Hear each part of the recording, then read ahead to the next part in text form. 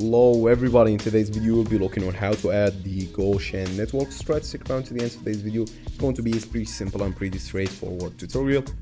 Before we start this video, make sure you have Metamask downloaded. All you have to do, Google Metamask and then click the download link on any browser you're using. It's probably supported, but yeah, with that said, let's get started. And also make sure to tell us what networks you want to see on upcoming videos. So go ahead and first of all click on your Metamask extension right up here and open this area, click add network, and after doing that, let me close this up so you guys know what I'm doing. Add network and then go, the name doesn't really matter, so I'm just going to rock with GoChain network. After that, I'm going to copy this URL. The chain ID is 16 and the currency symbol is Go. So here the currency symbol Go and the chain ID is 16. The block explorer URL does not really matter. So for the RPC URL, it's https://rpc.gochain.io. And yeah, with that said, you guys, just what we think about all of this in the comment section. I'd love to hear all of your ideas, all of your opinions, and also make sure to tell us what type of networks you want to see on upcoming videos. And I hope you all have a great rest of your day.